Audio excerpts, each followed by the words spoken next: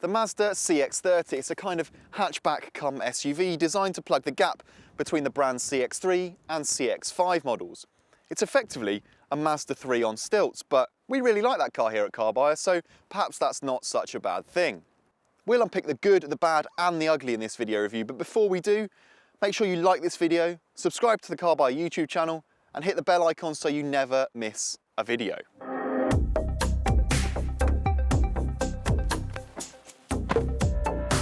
Now, it's not often we start with what a car is like to drive, but this, like many Mazdas, is one of the best cars in its class from behind the wheel. It's perhaps not quite as sharp as the Mazda 3, but it's not far off. Take this 6-speed manual gearbox, for example. Many buyers in this area of the market probably are looking at automatics, but unless you really need one, we wouldn't bother.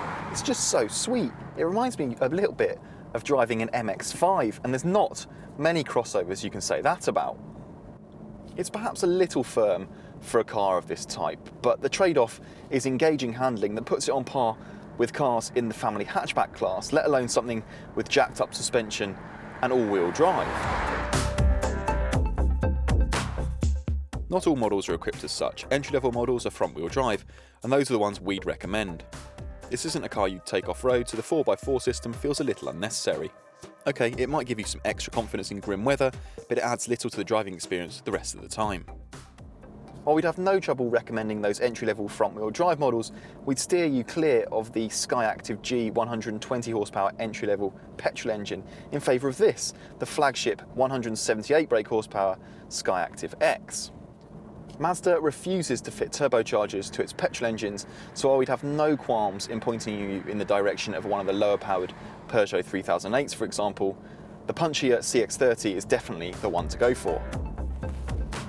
It's quiet, but it's just so much more responsive than that entry-level engine.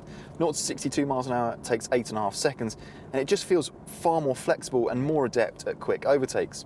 If you're a high-mileage driver, unfortunately, the diesel was dropped shortly after launch. That lack of a diesel engine and no plug-in hybrid on the horizon will win it few fans in the company car market. Still, if you're running one with your own money, there's plenty to recommend.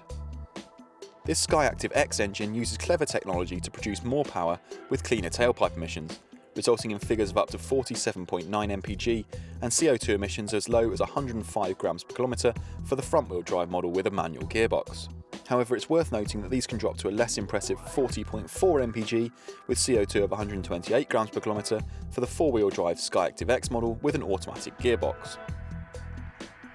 If you want an electric Mazda, there's the new MX-30, a similarly sized crossover model with a small battery and a relatively modest 124-mile range. A range extender model with a plug-in hybrid rotary engine is due in 2021.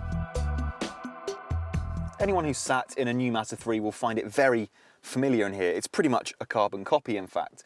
But that's not a bad thing, because there's plenty to like about this interior. Things like the chunky climate controls, they're easy to adjust on the move, and the big central speedo presents all the information you need right in front of your eyes. Quality is really good in here, with the simple layout all controlled via this click wheel on the centre console. Now, from being very picky, it does just feel a little bit monotone in here. Things are lifted by these light-coloured seats, but the dash is a sea of dark materials. The screen is just a little bit narrow too, which just makes it feel a little bit too far away. The Mazda CX-30 is available in 5 different trim levels. The basic SEL is surprisingly good value, but you have to make do with dinky 16-inch alloy wheels, cloth seats and air conditioning instead of climate control. All cars come with automatic LED headlights and parking sensors, however, as well as a suite of the latest safety kit. Speaking of which, the Mazda CX-30 remains one of the safest cars ever tested by Euro NCAP.